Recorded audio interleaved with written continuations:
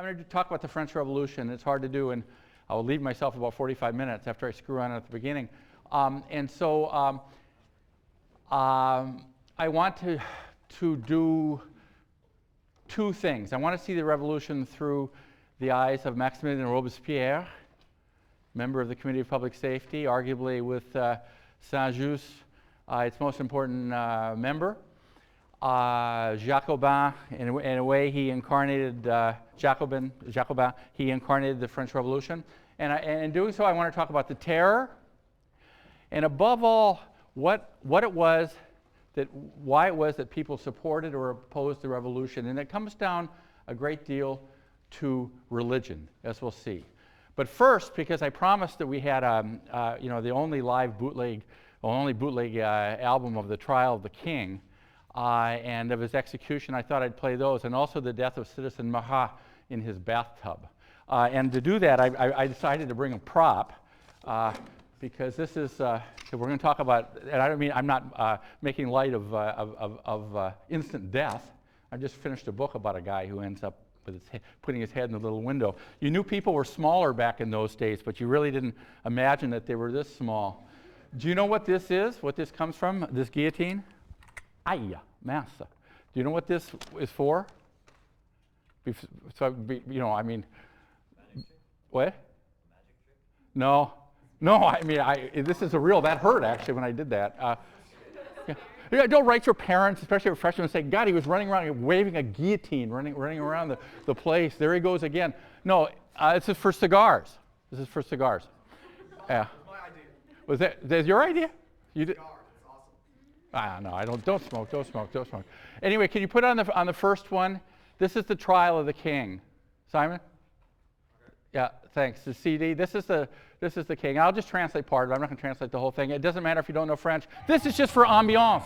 This is ambiance. Yeah.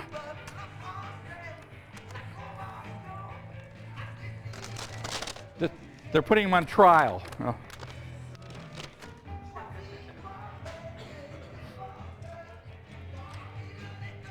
He did bad things. Just I'll translate part in a minute. This takes probably too much time, but it's cool. This is from a rock opera. La Révolution Française. Keith Richards live here. Keith Richards.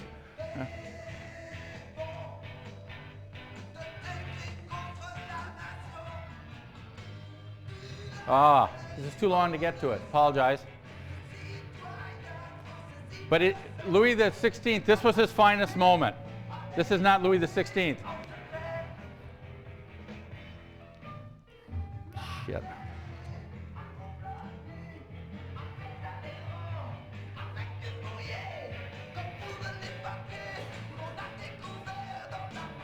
They're going to ask him to respond to the charges, and the old boy will.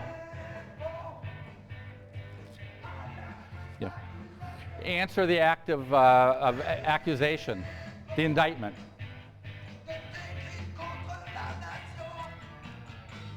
Like what you've done against the nation. But it's nice. Listen.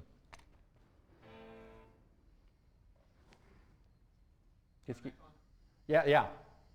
I should have started with the next one, actually. No, this is it.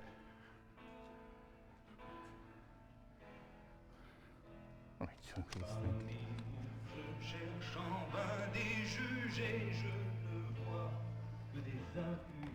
Among you, I'm looking for judges, and all I see is accusers. I won't do the whole thing.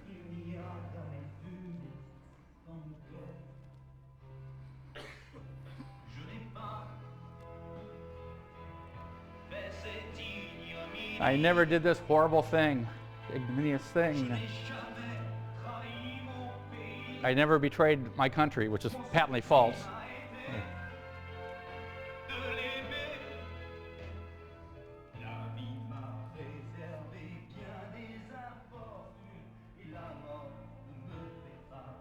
Oh, life has given me some misfortunes, and death doesn't frighten me at all.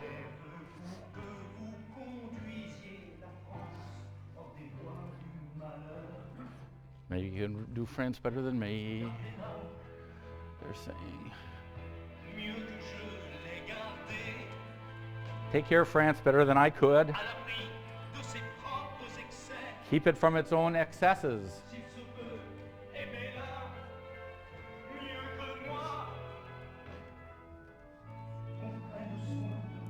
Take care of my family. They didn't come out very well either. Take care of my children. It's the only favors.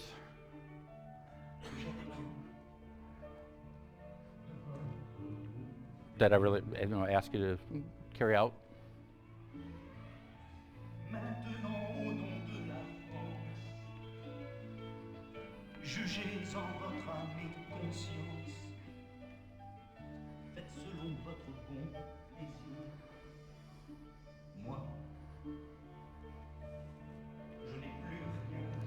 Je n'ai plus rien à vous dire. I have nothing more to say to you. And they're going to vote now. Got live. Got dead.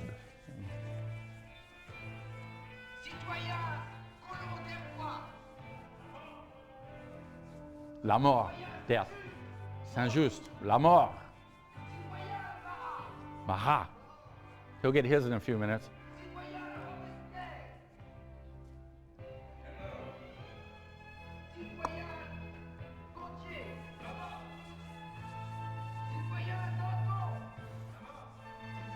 He would get his too.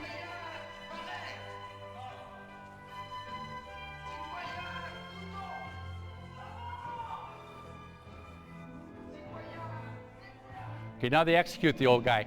Next, please.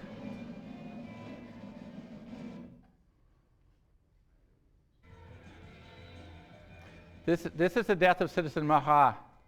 He meets Charlotte Corday, who is from Normandy and a royalist. He's in his bathtub. I won't translate everything. Oh.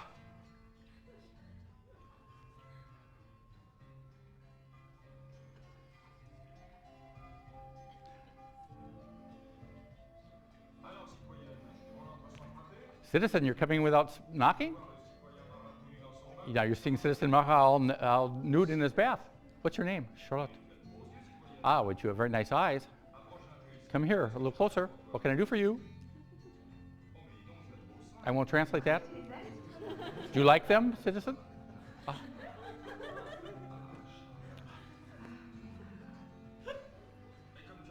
Why are you looking so mean all of a sudden? To make you afraid, you bastard. What's the knife for?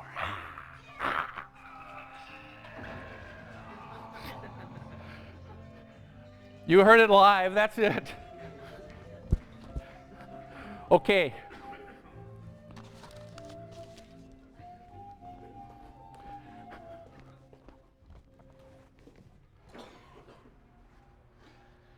Can we get the lights, please, Simon? Leave me a little. Whoop.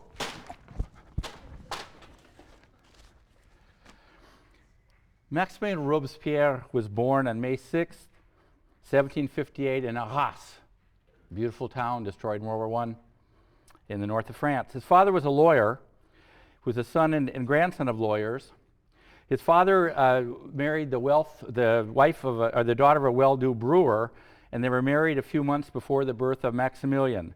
Two daughters, one who died, this was fairly normal, and Augustin, his brother, followed. His mother died giving birth to a fifth child who barely survived her.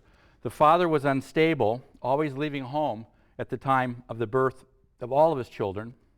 He finally died in Germany. So Robespierre never had a family.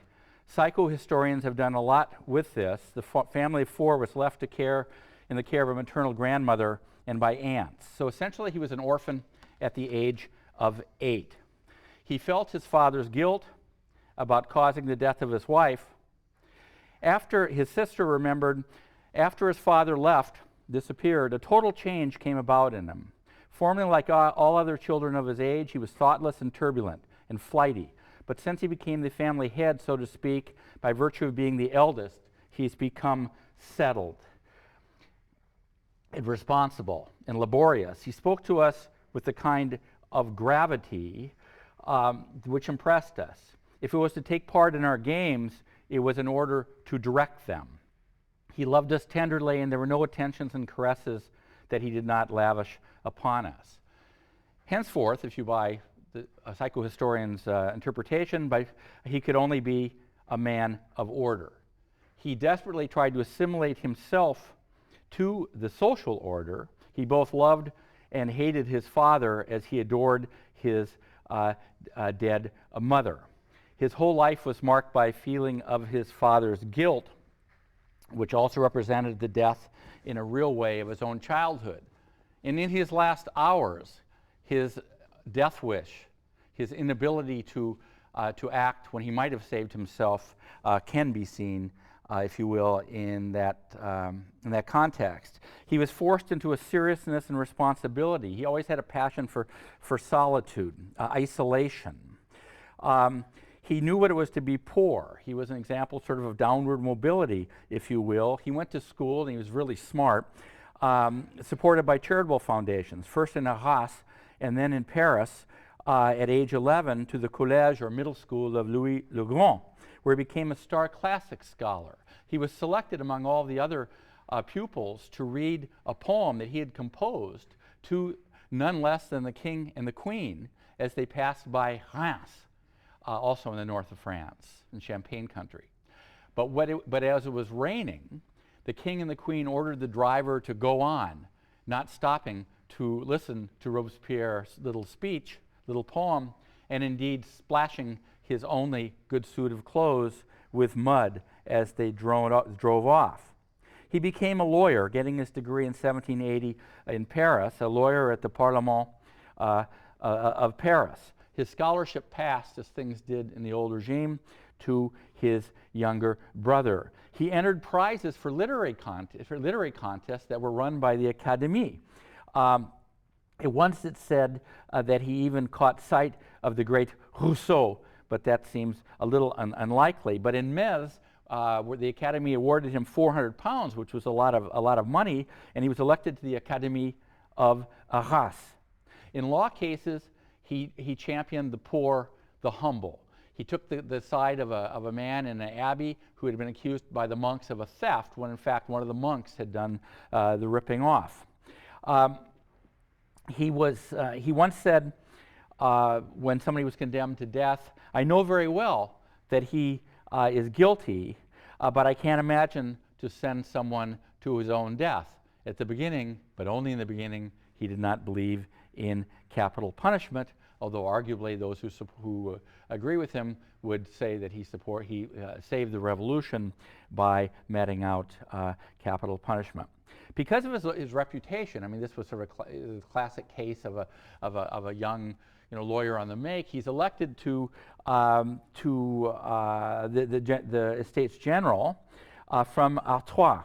He's unknown when he goes to Paris. He's called in the minutes sometimes Robes-Pierre, sometimes Robespierre, sometimes Robert, like the name Roberts, Pièce, or sometimes simply Robert, if that was his first name, and Pierre, his second name. But he began to make a mark, speaking always very softly.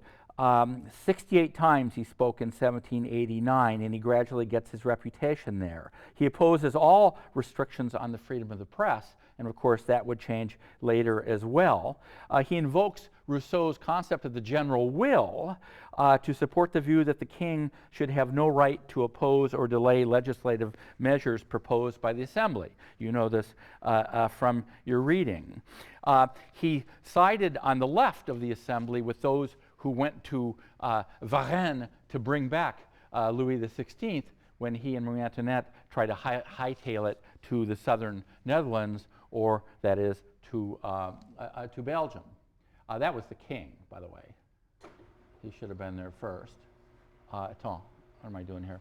Okay, that's the king. There's Marat, fully clothed. And there is Maximilien Robespierre. Although he spoke often, he lacked presence and color, and this would be the case until the very end. The English writer Carlyle saw him as anxious, slight, an ineffectual-looking man in spectacles, his eyes troubled, careful, with an upturned face, dimly trying to understand the uncertain future times. But he spoke with an intense passion and conviction, belief in all that he said. Mirabeau, who died of syphilis, one of the king's main advisors, said of him, that man will go far because he believes every single thing that he says. He seemed rigid in his principles, plain, unaffected in his manners. Nothing said an Englishman of the volatility of a Frenchman in his character. He supported the idea that all citizens, all male citizens, should have the right to vote, and thus he opposed the idea of having active citizens who paid taxes and passive citizens who did not have enough money to pay taxes and thus could not vote. He calls for, among others, with the deposition of the kings being deposed, both in the legal sense and being deposed from the monarchy. He was already known as the incorruptible, and he received letters of admiration. Once leaving the assembly, a crowd put oak leaves around him and carried him around the city in triumph. He always wore impeccably white clothes, and he wore a powdered wig, which is very much of an old regime thing and not a revolutionary thing. He was not somebody who was going to go out and tutoie easily, and the revolutionaries tutoied as a form of that is in the familiar form, like du in German, as opposed to sie, that familiar form. All were equal, therefore you didn't say vous to people who were above you in the social ladder. He didn't like people touching him, and indeed, probably, he was chaste.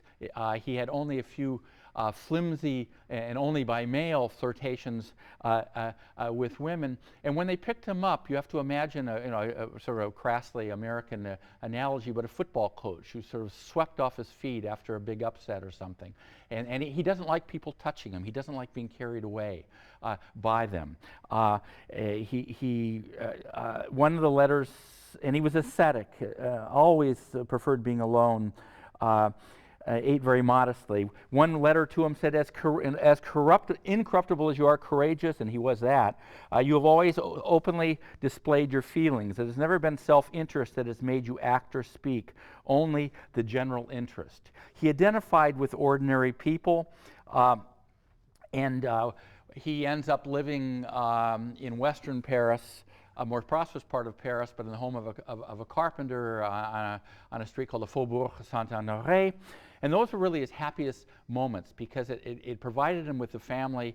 They had young children in it that he really hadn't had a very normal circumstance. And people who came to see him saw him sort of stretched out on the couch with his family trying to guess from the way he looked what he might want. Would he want more grapes? Would he want more milk? Et cetera, et cetera. He read a lot. He wrote his speeches, which were written out by hand, always well combed and powdered, in the cleanest of dressing gowns, et cetera, et cetera. Now, he began to be a frequenter of the Jacobins club. Now, these clubs, like the Feuillants and the Cordeliers and the Jacobins, were called that not because they had anything to do with the religious orders, like the Jacobins were a religious order, because the biggest place that you could meet were churches and abbeys. Those were always the biggest buildings. And so the Jacobins, who were on the left of these clubs, just began meeting right even before the Bastille falls on the 14th of July, 1789. He begins to go to the Jacobin Club. And the Jacobins become the great left-wing centralizers of the revolution. They trumpet the authority of the Parisian Sans-Culottes. That's a term, another French term so important, it worked its way into English encyclopedia or dictionaries. The Sans-Culottes were those who supported the revolution. Technically, if you said a sans-culotte was somebody who's not wearing pants, but that's not what it meant. What it meant was not wearing fancy kind of aristocratic breeches, and it became identified with a form of political behavior. You could be an aristocrat, and there were liberal aristocrats in a meeting in a club called the Club of the 30 who helped push the revolution really toward constitutional monarchy, at least in the beginning. If you were against the revolution, you were an aristo, you're an aristocrat. If you were for the revolution, you were part of le peuple, the people. and you chose the color red because red becomes the color of the left-wing interpretation of the revolution. And you gave people kisses on both sides of the cheeks, or 3 times, depending on where you were in France, as recognizing the solidarity you had as being a citoyen, that is a male citizen, or a citoyenne, a female citizen as well. The whole idea of kissing, by the way, is terribly important in France, but that's mostly a late 19th and really 20th century thing. Because people really kept their distance. Whereas now, if you live in Paris, you kiss twice, or in the 16th arrondissement, not at all. You merely shake hands. If you live in the Parisian suburbs, often you kiss 4 times. If you live in the south of France, you kiss 3 times. In the department of the Hérault, which is Bas-Languedoc, if you live in Béziers, you kiss 3 times. If you live in Montpellier, which is a more aristocratic city, traditionally a more formal city, though it's a big university town, it really rocks, you kiss only twice. But this idea of kissing people on the cheeks was a sign of revolutionary solidarity, and symbols were very, very important. If you carried pikes around, pikes at the Battle of Valmy, which you can read about, it's the pikes of the Sans-Culottes that stopped the highly professional armies of the enemies of the revolution. He believes in the necessity of a single will. Again, this comes out of Rousseau's idea of the general will to save the revolution against its enemies. And he is one of the people that helped push the French Revolution to the left. Now, and his principles were totally unshakable. He doesn't budge on them at all. And of course, it's just insane to look back and see in Robespierre, the origins of totalitarianism, despite the Committee of Public Safety. Robespierre also, was a man of his times. He was not against all property. He was against les gros, people having too much unearned property. He thought everybody should have enough to get along, but that even people who didn't have any property and thus didn't pay any taxes, as I said before, ought to have the right to vote. He also, like the Jacobins, believed that they ought to have enough to eat. And one of the tensions that one found in French revolutionary political clubs and political societies, and in the sections, neighborhood sections, that began planning how you would defend your neighborhood against foreign invaders or insurgents from within, the price of bread, of course, counted enormously. And in a couple of weeks, I'm going to talk about what difference bread made in terms of popular protest. Because people who believed in the kind of free trade that Turgot had in the 1870s believed that the market ought to determine the price of bread. But there was always a tradition that the price of bread ought to be kept at a reasonable amount, so everybody ought to have enough to eat. And so the Jacobins, most of them believed in the maximum, which was a maximum on the price of bread. Now, their enemies on the revolutionary left, or sort of left central, were called the Girondins, whom I wrote on the board, and a name I sent around on the class server. The Girondins, Girondins, which is also the name of the Bordeaux soccer team, were from Bordeaux and the department of the Gironde. Many of them were. They are merchants. They are free trade people, and they also were extremely interested in launching foreign wars to carry liberty, fraternity, and equality abroad. Now, scrambling for this great quote, the Girondins were in love with war. And there was this great kind of rhetoric about conquest and carrying freedom, in quotes, to other countries. Though one had to be, and many people were cynical about this, when the French troops poured into the Rhineland, the prostitutes of the Rhineland cities dressed up in red, white, and blue flags to welcome their new clients. Robespierre made a series of speeches against this Brissot, who was the former Grub Street writer that I mentioned before, arguing that France should not go to war. He said that, and more about this in a minute, that the danger to the revolution did not come from a handful of émigrés in Germany, but from within France, from the counter-revolution. And that's important, and that's worth underlining. And secondly, he argued that launching wars all over the place will merely play into the hands of the king, who at this point was still the king, and the counter-revolutionaries, perhaps paving the way for some sort of military dictatorship. How forward-looking was that? Because that's exactly what they ended up with, of course, with Napoleon. Moreover, he argued that war would separate soldiers from the rest of the people. And indeed, although the levée en masse, my guillotine almost fell down, would sort of compromise that, because all citizens become soldiers, et cetera, et cetera. But he said something, this is an amazing little speech that he gave, and I'm going to read just a few lines of it, because if you think about current politics in this country in the last, say, 5 years, it may also ring true. He said this is Robespierre, the most extravagant idea that can arise in a politician's head is to believe that it is enough for a people to invade a foreign country to make it adopt their laws and their constitution. No one loves armed missionaries. The Declaration of the Rights of Man is not a beam of sunlight that shines on all men, and it is not a lightning bolt which strikes every throne at the same time.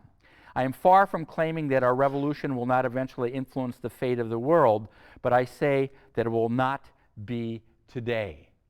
Amazing. He lost this debate in 1792, and in fact his denunciation of plots against the revolution may have contributed to revolutionary paranoia, which would be acting out in the terror. But on the 20th of April, 1792, the Girondins and the king got their wish, and war was declared on Austria, and French troops crossed into Belgium, that is the Austria-Netherlands, and the wars went on and on. Now, I want to make a couple points that are pretty important. I'm not going to use these papers to do this. That the threat to the revolution did not come just from Austria, from Great Britain, from Prussia, from Russia, from the big allies. And Robespierre got this right. There are two, and the timing of this you can read about it in the chapter, and please do.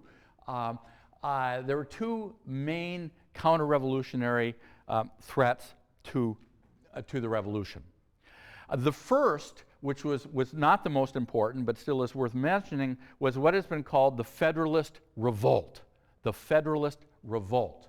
And this was based in cities in which merchants, free traders, played a big role in that. Here is a map of La Belle France. Now, Bordeaux, we've already talked about. You've got all these wine merchants and all this fancy land, and who merchant other things as well. You've got Marseille. Toulon is not yet the huge port it become in the 19th century. You've got Marseille. You've got Lyon, then France's second city, first in gastronomy, one could still argue, today. Varennes was merely where the king is caught. That's up there.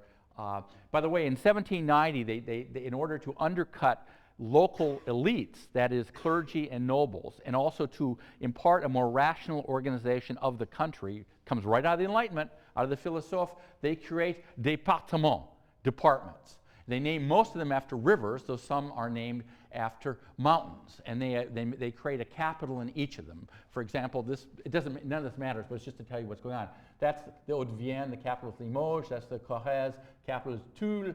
Up there is the Creuse, capital is Guéret. This is the Landes, Mont-de-Marsan. This is the Pyrenees, the Atlantic Pyrenees. The capital is Pau, et cetera, et cetera, et cetera. So the Federalist Revolt, also in Caen, that's where the aforementioned Charlotte Corday came from. From that part of, that's the department of the Calvados, which is also the name of a wonderful apple brandy. So the Federalist Revolt comes in cities like it comes in, above all, in Lyon, Caen, Marseille, Toulon, and Lyon. And of course, the revolutionary armies the armies of ordinary citizens in the Republic, what has become the Republic, crushed them. They crushed them like grapes. In Lyon, one of the members of the Committee of Public Safety, who was confined to a wheelchair, a man named Couthon, that you can read about, Couthon, says he's going to plow Lyon under like Carthage, and they do execute people on the Place Bellecour. And so this Federalist revolt is against the Jacobins. It's against the sort of Parisian-centered, far-left interpretation of the French Revolution. By the way, there are groups on even further to the left. The Jacobins really weren't that far to the left, but there are groups like the Enraged, les Enragés. There's even a guy called Gracchus Babeuf who believed that property should be abolished, but these are just very small groups. Babeuf is guillotined in Vendôme, which is south of Paris, near the Loire, and his trial is a wonderful source, actually, the trial of Gracchus Babeuf, an original source. So anyway, that's the Federalist revolt. But the most important threat to the revolution comes from peasants. It comes from peasants in the west of France, also down where we live, in this part of France too. That comes later. But basically, what I'm going to talk about for a few minutes is the revolt in the West. Now, it was often said that peasants would never march more than a day away from their fields, but certainly, as Mao and lots of other people have shown, or Ho Chi Minh, that's not the case at all. The war was fought with a savagery, with a brutality that was simply, staggering. There were massacres on both sides.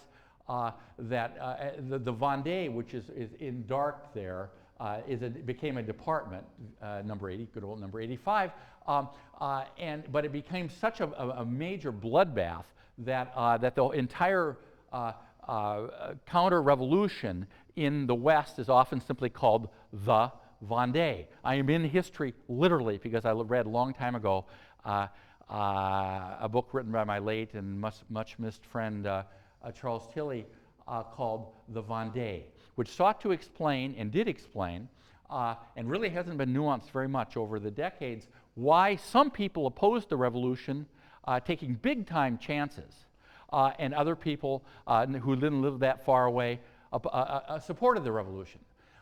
And so what he found, he studied an area that it doesn't matter where, but sort of the north of that dark area, actually in the Maine-et-Loire, a different department. Here's another French word that's also English, in the bocage country, B-O-C-A-G-E. It's the hedgerow country. And he found that the people who rose up against the revolution and took big-time chances. I mean, the Republicans didn't screw around, and there was a lot of just horrible brutality. They drowned thousands of clergy in the swirling waters of the Loire River, which is a very dangerous river, by putting them out into the river with holes drilled in the bottom of the boat, which didn't give them a big hope. They killed lots of people on the Ile de Ré, which is up here off La Rochelle. And of course, the forces representing the monarchy, representing the nobles, were, if anything, even more brutal. They crucified people, literally. They made them, kiss the cross before they beat them to death. I mean, it was really a nasty time. And so, but looking at people who rebelled and ones who didn't, the areas, one of the things we can say, at least by that particular area, but it really rings true, is that areas in which that traditional elite, noble and priest, had not been broken down by the economic and social changes of the 18th century. They were physically isolated. These hedges, you see them up in the upper part of Normandy too. I mean lower Normandy, but high up there on the near Cherbourg in the Manche. These are huge hedgerows that you literally, can't fight your way through.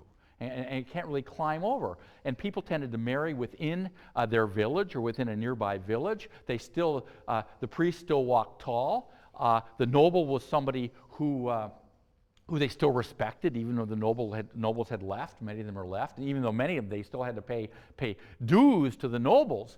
And their only contact with this kind of bourgeois world of economic change was with people who were farming taxes, for example, whom they hated. people that were putting out work into the countryside who cheated them and said, well, I told you I'd give you 5 sous last time, but there are a lot of women doing that same work. I'm going to give you 3, and if you don't like that, too bad. I'll walk away and I won't take the cloth work that you've done for me. Too bad for you. Or people that collected the taxes for the nobles. And so if you look up further along the Loire River, where you had this sort of economic change in the 18th century, people accepted this new lead, and they were willing to ditch the idea of the monarch. It wasn't to say that they all read Rousseau instead of the Bible before they went to bed, but these were big-time changes that reflected the way things had evolved. Now, let me give you some more examples. Now, one of the most important moments of the French Revolution, and this is also worth remembering, and you can read about it, the civil constitution of the French clergy. Because the revolutionaries get the very good idea that you're broke, we already know that, the monarchy is just flat broke, so where are you going to get the money? Who has money?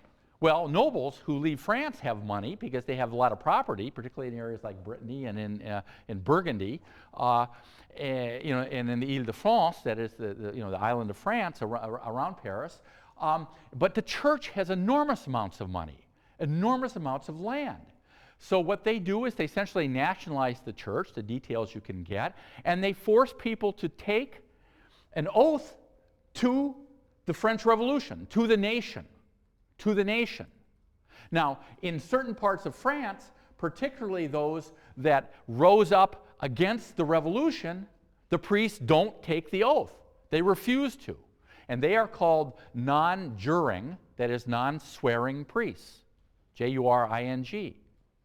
In other parts of France, the priests were more willing to take the oath, and they were called juring clergy.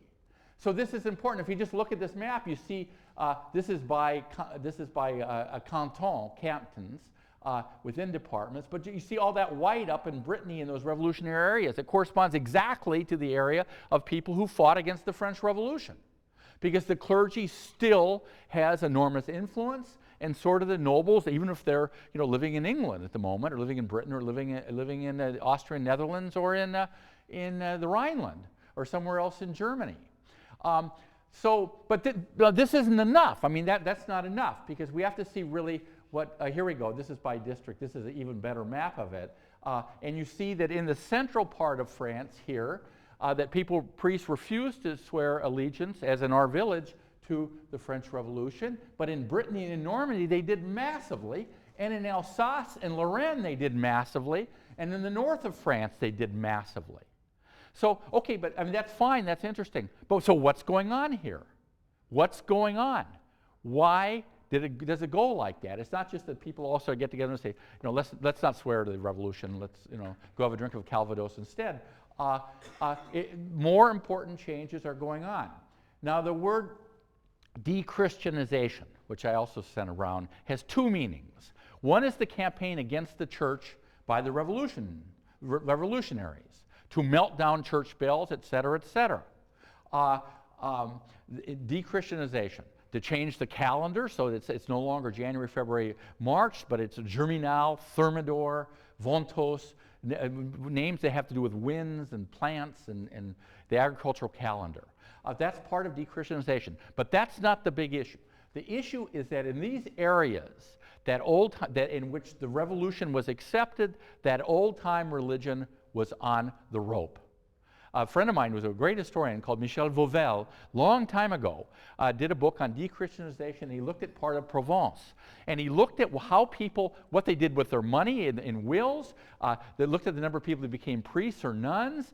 He looked at, all sorts of things. How many people baptized their children within the 3 days you were supposed to in the Catholic Church. And what he found is that the church, it wasn't the revolution that destroyed the role of the church, or that reduced the role in ordinary people's lives, that had already happened. And it began after the counter-reformation, that is the Catholic Reformation. It was already well underway by the 1730s and the 1740s. So you can see political behavior here reflecting these big-time important trends. You know, it's another way you could look at bishops' sermons. You look at how people name their children. You know, in the 19th century, when they stopped naming their children after saints, local saints, for example, that's another good indication. Or, you know, you don't have many people named Marie Magdalene anymore in France, or that kind of thing. Or in the Limousin, named Martial or Léonard, these names of local saints. So these, and here again, the areas that were counter-revolutionary, you know, particularly up in Brittany and you know, Poitou and those regions there, the big story was these major kinds of change. Ultimately, what I'm saying then is religion was very likely to be arguably the most important cause for people supporting or opposing the revolution. Particularly the radical revolution, as the Committee of Public Safety sat around this big table and made big decisions. Now, what about the terror itself? The interpretations of the terror basically have gone like this. One, it was sort of a bloodletting by the very poor of their social betters. Well, that's, you know, pretty much nonsense. Secondly, that it's a reflex action to save the republic. Well, that makes more sense. Basically, and somebody in the 1930s, you know, before there was really quantitative history, went to look. A guy called Donald Greer said, let's look at the victims of the terror. And what he finds fits into where we started, which is Maximilien Robespierre and his attempt to save the revolution. That most people in the terror, there was a higher percentage of clergy and nobles executed because there are small percentages of clergy and particularly nobles in the French population. But the vast majority of people that either were given prison sentences or had put their heads through the little window or were shot down, executed, like executed as in Lyon, were peasants and were artisans. Why? I mean, because there were more peasants and artisans, above all peasants, in France than any other social group. Now that's good. I mean, that's good to know that. But even more important, that the incidents of the terror in the French Revolution come in areas that are battle zones, that they reflect, you know, the war, the professional soldiers of monarchies fighting in the north of France or fighting in the east of France, and they reflect the Civil War.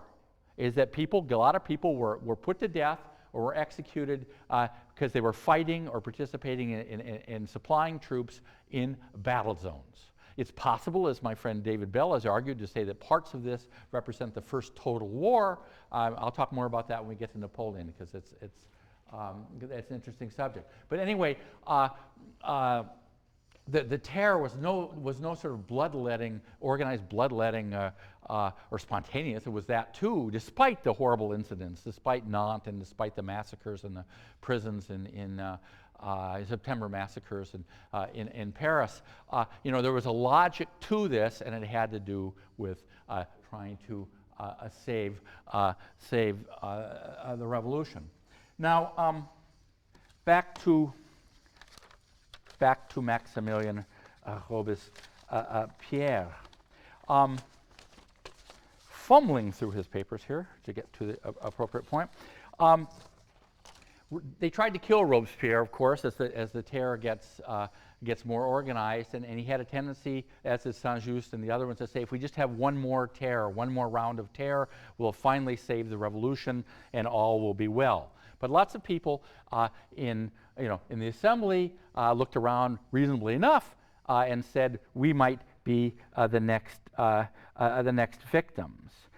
He became increasingly tired, fatigued. He was never, a dramatic speaker, but it was as if he no longer wanted to be heard. 2 attempts on his life. It finally got him to come to the Jacobin Club and to go the convention. It's possible to argue that death and revolutionary immortality was something that he chose because of his own childhood guilt, a primal guilt about his own father and the death of his mother. For someone who was ascetic and withdrawn and preferred to be alone, he became increasingly that way, unable to act. In 1794, in Thermidor, the month of Thermidor, he became increasingly obsessed with his own end, his own demise. He says, if Providence has seen fit to snatch me from the hands of the assassins, it was to ensure that I would profitably employ the moments that still remain to me. Yet he could only, as people howled at him from every conceivable angle in the convention, murmur almost inarticulately. When he mounts the rostrum on the 8th of Thermidor, he gives an incredibly clumsy speech for Robespierre. I need to unburden my heart. Everyone is in a league against me and against those who hold the same principles that I hold. What friend of the nation would wish to serve the nation when he no longer is allowed to serve it? Why remain in an order of things in which intrigue eternally triumphs over truth? How may one bear the torture of seeing this horrible succession of traitors? Perhaps he thought that his own death would rouse the patriots, that is, the Sans-Culottes in the sections, in the neighborhoods of particularly central in eastern Paris. 11 times he is shouted down, and people shouting, "Down with the tyrant," and he says only, "I ask for death." He leaves with his brother and with Couthon, and they go to the town hall. The same building is not there, but it's in the same spot, and they wait upstairs. And occasionally somebody would say to him, well, why don't we go out and rouse up the sections? Why don't we, we are at great risk here. And they just sit there. They sit in this room. They sit there all night, and finally, inevitably, the troops of the conspiracy run up the stairs. Couthon tries to escape in his wheelchair, and the wheelchair bounces along with him down the stairs. Robespierre either takes a pistol and shoots himself in the jaw, or is shot in the jaw. And he spends time trying to rub the blood because he had this thing about clean white clothes. And until they know what to do with him, at one point he's lying on a table and he points with Saint-Just. They point to the Declaration of the Rights of Man and of Citizen, and they said, we did that. And indeed they did. And they find themselves taken to the Conciergerie, that is the prison of the Conciergerie, which is still there. It's no longer a prison. It's one of the great Gothic halls, one of the 3 great Gothic halls in France, along with Avignon and Mont-Saint-Michel. And of course, the trial is as he would have had it for the enemies of the revolution, is quick, with no defense really permitted.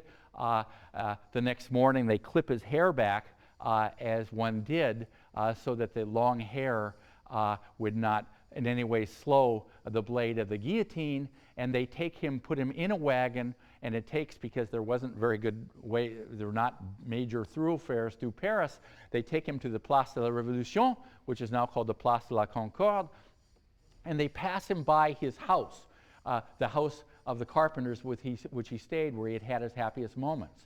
And as he gets closer to the Place de la Révolution, where he's going to meet Sanson, the executioners are all, it's a blood trade after all. And rather like butchers, they all intermarried. And they lived outside the walls of cities. He's going to meet Sanson. And as he gets there, he surely noticed that the women were more and more well-dressed, and so were the men. And as he gets there, they're shrieking at him of obscene term to go with, down with the maximum on the price of bread. It's a different crowd. It's a very different crowd. Thousands of people came to hear lean forward to catch the last words, to see the head held above, as they did with Louis XVI and with Marie Antoinette. Hold my head up, it's a good one, said Danton, or something like that, when they'd executed him on Saint-Just and Robespierre's orders before. And he meets Sanson with blood pouring out of the bandage holding his jaw on, having come loose. And even at the end, even as they shove his head into the little window, blood is pouring from him. And one doesn't know. We can't imagine, as he looked up, as his head is down, as he looks up, he sees the throngs who have paid a fine price to sit on the roofs. It's like being across from Wrigley Field or something like that, to see the death of the tyrant. Tyrant, or the person who saved the revolution, or one of them. It's very hard to say. It depends on your view. But certainly, one can imagine that Robespierre breathed a breath of relaxation, of leaving an existence that had tortured him, and of gaining for the revolution he hoped revolutionary immortality, but also perhaps, one can argue, paying a debt to his family that stemmed from the death of his own mother long before in Arras. See you on Wednesday.